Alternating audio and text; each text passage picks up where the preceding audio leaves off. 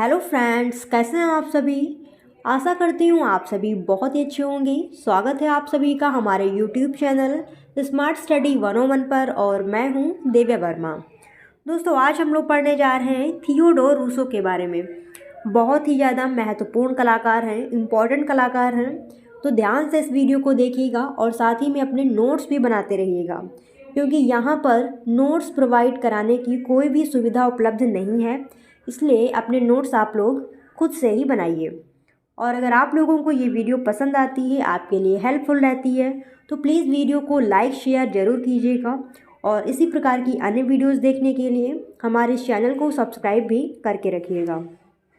दोस्तों, हम आपकी सहायता करने के लिए टेलीग्राम चैनल पर भी उपलब्ध हैं, तो आप चाहें तो हमें वहाँ भी ज्वाइन कर सकते हैं। टेलीग्राम चैनल की लिंक मैं इस वीडियो के कमेंट बॉक्स में पिन कर दूँगी। तो चलिए फिर पढ़ना स्टार्ट करते हैं थियोडोर रूसो के बारे में।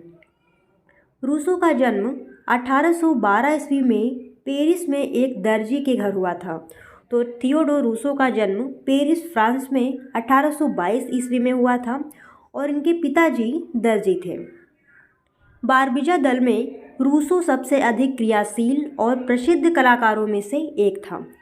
अब बारबीजा दल के बारे में अगर आप नहीं जानते हैं तो चैनल पर वीडियो मैंने अपलोड कर रखी है, जिसमें आप लोगों को बताया गया है कि बारबीजा दल या फिर बारबीजा स्कूल क्या है। तो आप लोग उस वीडियो को ज़रूर जाकर देखिएगा।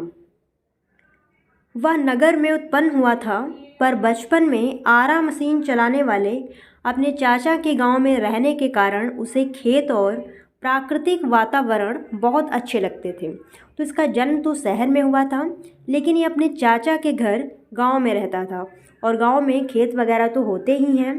तो इसने खेत देखे और प्राकृतिक दृश्य देखे, इसे ये चीज़ें बहुत पसंद आईं। चाचा ने रूसो की प्रतिभा का अनुमान करके उसे पेरिस की एक चित्रशाला में प्रवेश की अनुमति उसके माता पिता से दिलवा दी। तो चित्रकारी में इसकी रुचि को देखते हुए इसके चाचा ने इसके माता पिता से चित्रशाला में जाने की अनुमति दिलवा दी, जहां शास्त्रीय पद्धति से दृश्य घटिया कलाकारों द्वारा बनाए जाते थे। वहाँ पर चित्रशाला में शास्त्रीय पद्धति से घटिया चित्रकारों के द्वारा, यानी जो चित्रकार वहाँ पर कार्य कर रहे थे वो उच्च कोटि के नहीं थे, उनके द्वारा वहाँ पर चित्रकारी की जा रही थी। रूसो ने चित्रशाला में कम ही सीखा। प्रकृति के खुले वातावरण में उसने जो अध्ययन किया उसके आधार पर 1831 में अंकित पहले दृश्य चित्र में खुली वायु, प्रकाश तथा प्रकृति के विवरणों का बहुत अच्छा प्रभाव दिया। तो इसने चित्रशाला में कम ही सीखा, खुले वातावरण में प्रकृति के समीप जाकर ज़्यादा सीखा। 1833 से उसने फॉन्टेनब्लू वन में जाकर प्रकृति का अध्ययन आरंभ कर दिया। फिर 1834 में रूसो ने जंगल के कटने का दृश्य बनाया, उस पर उसे एक पदक भी प्रदान किया गया। तो इसका चित्र एक है जंगल के कटने का दृश्य, इस चित्र पर उसे एक पदक भी प्रदान किया गया था। ओरलियंस के नवयुवक ड्यूक ने उसे क्रय भी कर लिया था, जो इसका चित्र था जंगल के कटने का दृश्य। यह चित्र ड्यूक ने खरीद भी लिया था।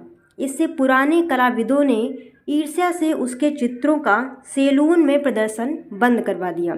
अब कलाकार था तो उससे जलने वाले भी लोग बहुत सारे होते हैं, तो उन लोगों ने क्या किया, सैलून में उसके चित्रों का प्रदर्शन बंद करवा दिया।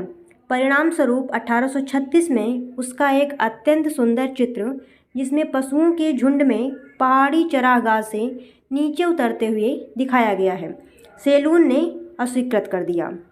तो इसका चित्र था जिसमें पशुओं के झुंड को एक पहाड़ी चरागाह से नीचे उतरते हुए दिखाया गया है।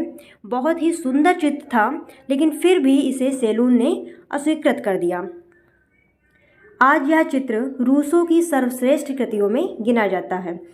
चित्र बहुत ज़्यादा सुंदर था और अब ये रूसो की सर्वश्रेष्ठ कृतियों में गिना जाता है। इस घटना से दुखी होकर रूसो ने 1837 में पेरिस छोड़ दिया। 14 वर्ष तक उसने चित्र सैलून में प्रदर्शन से वंचित रहे। 14 वर्ष तक उसके चित्र सैलून में प्रदर्शन से वंचित रहे। ठीक है, फिर क्या होता है, रूसो बारबीजा चला जाता है और वहाँ स्वतंत्र कलाकारों के साथ कार्य करता है। फिर क्या करता है, रूसो बारबीजा नामक गांव चला जाता है और वहीं पर जो कलाकार कार्य कर रहे थे उनके साथ मिलकर काम करने लगता है। 1848 की क्रांति के पश्चात उसका कार्य पुनः प्रकाश में आया और उसकी प्रशंसा की जाने लगी। फिर 1849 में उसे स्वर्ण पदक भी प्रदान किया गया। इसे स्वर्ण पदक कब मिला था? 1849 में, इसे ध्यान रखिएगा। उसके चित्र बिकने भी लगे, किंतु रूसो बारबीजा में पहले की भांति ही 1867 में अपनी मृत्यु के पर्यंत तक रहा। तो मृत्यु तक यह बारबीजा में ही रहता है और वहीं पर दृश्य चित्रण करता रहता है। उसने अपनी जीवन पद्धति में भी कोई परिवर्तन नहीं किया। रूसो की कला में कोरा की भांति स्वप्निलता नहीं है, यानी उसने अपने मन से कोई चित्र नहीं बनाया है, जो सामने उसे दिखाई देता था उसी को चित्रित किया है। उसमें प्रकृति के रहस्यों के प्रति वैज्ञानिक के समान जिज्ञासा है। वह प्रकृति के विवरणों को बहुत सावधानी से देखता था। यद्यपि वह अपने चित्र में दृश्य विस्तार, गहराई और भव्यता का पूरा ध्यान रखता था, फिर भी उसकी अनंत विभिन्नताओं, घास गुच्छों, पौधों, वृक्षों, लताओं, गुल्मों, झाड़ियों आदि को चित्रित करने में बहुत आनंद आता था। प्रकृति के आंगन की छोटी से छोटी और बड़ी से बड़ी प्रत्येक वस्तु को वह पूरा महत्व देता था। अपनी कलाकृतियों में इसने छोटी से छोटी और बड़ी से बड़ी वस्तु का पूरा ख्याल करके चित्रित किया है। ओक के वृक्ष, दी ओक्स, उसका इस प्रकार का सर्वोत्तम चित्र है। यह चित्र है थियोडोर रूसो का ओक के वृक्ष। आगे देखते हैं। रूसो ने प्रकृति चित्रण में जितना महत्व रूपाकारों को दिया है उतना प्रकाश के प्रभाव को नहीं। इसने रूपाकारों को, यानी जिस प्रकार की आकृति है उसके आकार पर विशेष ध्यान दिया है, ना कि प्रकाश के प्रभाव पर, यानी प्रकाश का कितना प्रभाव उस पर पड़ रहा है। जैसे कोई आकृति रखी हुई है तो उस पर कितना प्रकाश पड़ रहा है उस चीज़ पर कम ध्यान दिया है, आकारों पर अधिक ध्यान दिया है। उसने ऋतुओं के परिवर्तनों तथा वातावरण का ध्यान अवश्य रखा है। अब जैसे ऋतुएं परिवर्तित होती रहती हैं तो कोई भी दृश्य है वो किस ऋतु में किस प्रकार का दिखाई देता है, इस चीज़ का उसने बहुत ही ध्यान रखा है। रूसो की कला 17वीं सदी की डच कला से भी प्रभावित है। तो रूसो की कला डच कला से भी प्रभावित है, इसे ध्यान रखिएगा। कलाकृतियाँ, अब हम लोग इसके चित्रों को देख लेते हैं।